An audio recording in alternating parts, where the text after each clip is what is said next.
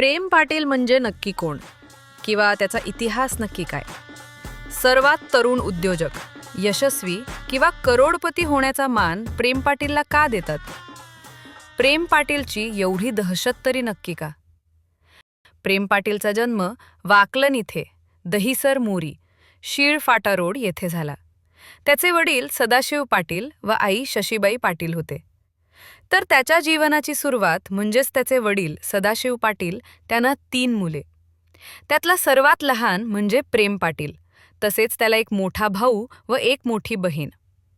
प्रेम पाटील हा 1 वर्षाचा असतानाच त्याच्या वडिलांचा आजारपणात मृत्यू झाला. त्यानंतर त्याची आई आणि 3 भावंडे ह्यांच्यावर दुःखाचे डोंगर पसरू लागले. त्यातच त्याचे काका आणि काकी त्यांनी सुद्धा त्यांना त्रास देणे चालू केले. आणि हे होत असतानाच त्यांच्यावर पुन्हा एकदा दुःखाचे संकट ओढवले. ते म्हणजे प्रेम पाटीलचा मोठा भाऊ आणि त्याची मोठी बहीण हे देखील आजारपणाने मरण पावले. म्हणून प्रेम पाटीलच्या मामाने त्यांच्या कुटुंबाला थोडा आधार दिला. पण दुसरीकडेच त्याच्या काका आणि काकीने प्रेम पाटील व त्याच्या आईला घर सोडून जाण्यास भाग पाडले. तरी सुद्धा हार न मानता प्रेम पाटीलच्या भविष्यासाठी प्रेमच्या आईने पनवेल महानगरपालिका येथे पैसे भरून सफाई कर्मचारी म्हणून नोकरीस लागल्या.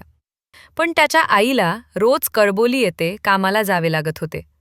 त्यामुळे त्यांना त्यांच्या गावापासून 5 ते 6 किलोमीटर दूर चालत जाऊन तिथून बस पकडून जावे लागत होते. आणि त्याला हे आईचे रोजचे कष्ट बघू वाटत नव्हते. त्याच दरम्यान त्याच्या गावात हातभट्टी, दारूचे छोटे छोटे धंदे चालू होते. आणि प्रेम पाटील हा शाळेतून आला की थोडी थोडी रोज दारू विकू लागला.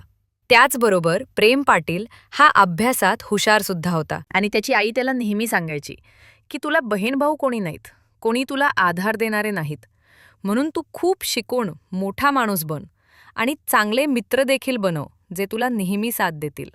1990 साली ते वाकलन हितून कळंबोलीस राहण्यास आले. तेव्हा कळंबोलीत एवढा विकास नव्हता. त्यांनी तिथे एक भाड्याची रूम घेतली व राहू लागले. घराचे भाडे, प्रेम पाटीलचं शिक्षण, त्याचबरोबर त्याच्या आईचा आजार देखील. पण तो पगार काही केल्यापुरतच नव्हता. म्हणून त्याच्या आईने कामावरून आल्यावर लोकांच्या घरचे धुनीभांडी करण्याचे ठरवले व ते करूही लागली. हळूहळू त्याची आई जास्त आजारी पडू लागली व खूप उपचारसुद्धा करून बघितले, पण ते काही वाचली नाही. MGM कळंबोली हॉस्पिटल इथे प्रेम पाटीलच्या आईने शेवटचा श्वास घेतला. त्यावेळी प्रेम पाटील हा फक्त 15 वर्षाचा होता. त्यानं त्याच्या आईची अंत्यविधी ही स्वतःच्या वाकलन गावात करायचे आशय ठरवले आणि ते केले सुद्धा. त्याचबरोबर तो 10वीला होता. त्याच्या मामानं त्याला स्वतःच्या घरी राहण्यासाठी नेले. प्रेम पाटीलनं तिथे राहून 10वीच्या परीक्षेत 75% मिळवून पास देखील झाला. त्याचबरोबर तो तिथे राहून स्वतःच्या खर्चासाठी कॉलेजवरून आला की MIDC येथे दारू विक्री करू लागला. त्यामुळे त्याचे आणि मामाचे खूप भांडण होऊ लागले. मामाचे घर सोडून वडिलांच्या घरी गेला.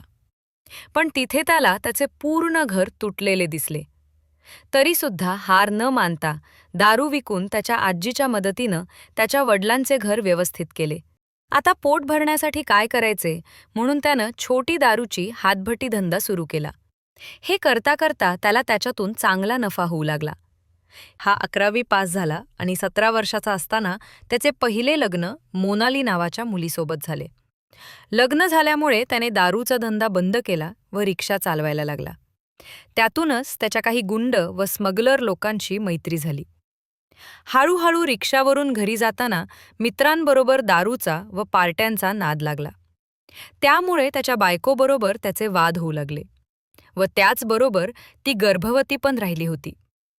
त्यांच्यात काही कारणामुळे जोरजोरात भांडण पण होऊ लागले व त्याचबरोबर तो क्रिमिनल मित्रांसोबत UPवरून हत्यारे मागून मुंबई येथे जास्त पैशात विकू लागला. तिकडे त्याच्या बायकोला दिवस गेलेले होते आणि त्यांच्या भांडणामुळे त्याची बायको घर सोडून तिच्या वडिलांच्या घरी निघून गेली. म्हणून प्रेम पाटीलने रागात येऊन दुसरे लग्न त्याच्या कॉलेजच्या मैत्रीण संध्यासोबत केले.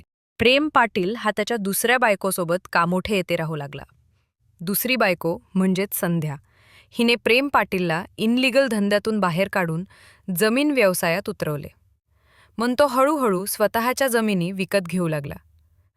पण 2007 सालापासून भागीदारीतून वादविवाद होऊन तो एकटा बिझनेस करू लागला. त्याच्या या वादविवादामुळे त्याने वयाच्या 18 वर्षापासूनच सोबत बॉडीगार्ड ठेवायला चालू केले. त्याचे साम्राज्य उभे होऊ लागले. प्रेम पाटील नाव हे कामोठेट प्रसिद्ध होऊ लागले. त्याच्या शब्दापुढे कोणीही जात नव्हते. वयाच्या 18व्या वर्षापासून गळ्यात 2 किलो सोने घालून सगळीकडे फिरू लागला. 2013व्या आधी पनवेल महानगरपालिकेच्या निवडणुकीसाठी तयारी झाली होती. प्रेम पाटीलला काँग्रेस पार्टीतर्फे तिकीटसुद्धा कन्फर्म झाले होते. त्याच्या ह्याच सर्व गोष्टींमुळे त्याचे वाद व वर्चस्व वाढू लागले होते. पूर्ण नवी मुंबईमध्ये त्याचे नाव चालू लागले.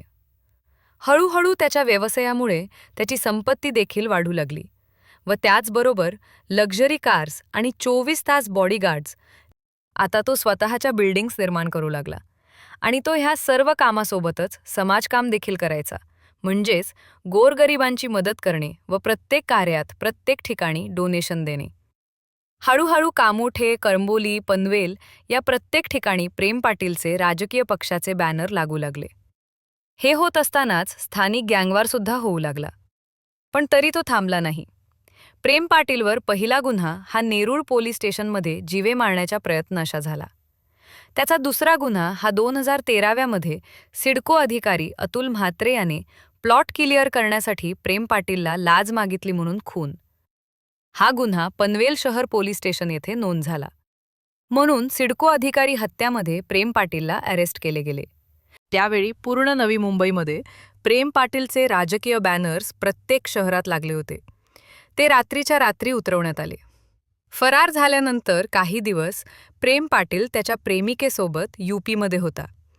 पण 3 महिन्यात पहिल्या पत्नीला आणि मुलाला भेटायला घरी आला असता तिथेच त्याला अरेस्ट करण्यात आले.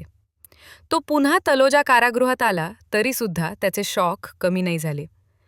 जेलमध्ये सुद्धा तो एखाद्या राजासारखा राहत होता. जेलमध्ये प्रत्येक महिन्याला त्याला लाखो रुपये यायचे. त्याच्या इशाऱ्यांवर पूर्ण जेलचे कर्मचारी, मोठमोठे ऑफिसरसुद्धा नाचू लागले. त्यामुळे हळूहळू जेलमध्ये गँगवार वाढले. प्रेम पाटीलला अंडासेलमध्ये ठेवण्यात आले. तिथेच त्याची ओळख DK राव, अबू सलीम, अरुण गवळी अशा गुन्हेगारांबरोबर झाली. 2017 ह्या दरम्यान प्रेम पाटीलला पुन्हा जेलमधून JJ हॉस्पिटल इथे उपचारासाठी नेहिले. तिथे रखवालीसाठी असलेल्या पोलिसांना लाखो करोडाची ऑफर देऊन तो फरार झाला. प्रेम पाटील पुन्हा एकदा फिल्मी स्टाईलमध्ये महाराष्ट्रातून 1 करोड कॅश व सोने घेऊन नोटबंदीच्या वेळी UP बिहारला पोचला. जेलमध्ये राहून त्याने खूप मैत्री कमवली होती. प्रेम पाटीलने पुन्हा तिथून त्याचे नेटवर्क चालू करून धमकवणे, खंडणी, प्लॅटवरील कब्जा असे अनेक काम चालू केली. तो UP बिहारमध्ये राहून नवी मुंबईत खंडणी घेऊ लागला. ते चालू असतानाच पनवेल महानगरपालिकेच्या एका नगरसेवकाकडून खंडणी उकळल्याच्या प्रकरणात प्रेम पाटीलवर पुन्हा नवीन गुन्हा नोंद झाला. त्याचवेळी हत्यारांसोबत बनारस येथे अरेस्ट करून बनारस शिवापूर पोलीस स्टेशन येथे नोंद करण्यात आली. तिथूनच बनारस जेलमध्ये नेण्यात आले. पुन्हा बनारस जेलमधून नवी मुंबई क्राईम ब्रांचकडे ताबा दिला गेला. अशा प्रकारचे नवीन 4 गुन्हे दाखल झाले. टोटल असे 12 गुन्हे दाखल झाले. प्रेम पाटीलच्या पहिल्या पत्नीने कोर्ट कामात मेहनत घेऊन सर्व केसमधून त्याची निर्दोष सुटका केली. प्रेम पाटीलने 12 वर्ष जेलमध्ये 12-15 करोड रुपये ऐशो आरामासाठी संपवले. आता प्रेम पाटीलने 12 वर्षानंतर वडिलोप्रजित जमिनी लोढानी कवडीमोल पैशात विकत घेतल्या आहेत. तर संपादित जमिनीवर लोढा कंपनीत चालू असलेल्या लोढा लॉजिस्टिक्स या प्रोजेक्टमध्ये स्थानिकांना, कुटुंबाला आणि इतर गाववाल्यांना त्यांच्या गेलेल्या जमिनीत रोजगार मिळावा म्हणून लोढा लॉजिस्टिक्सच्या प्रोजेक्टमध्ये वेंडरशिप घेऊन आपल्या कुटुंबाला आणि आपल्या गाववाल्यांना रोजगार मिळवून देण्यासाठी लोढा या प्रकल्पाविरुद्ध रोजगारासाठी लढा देत आहेत. याचद्वारे प्रेम पाटील फाउंडेशनची स्थापना सुरू झाली. त्याबरोबर समाजकार्यसुद्धा सुरू झाले.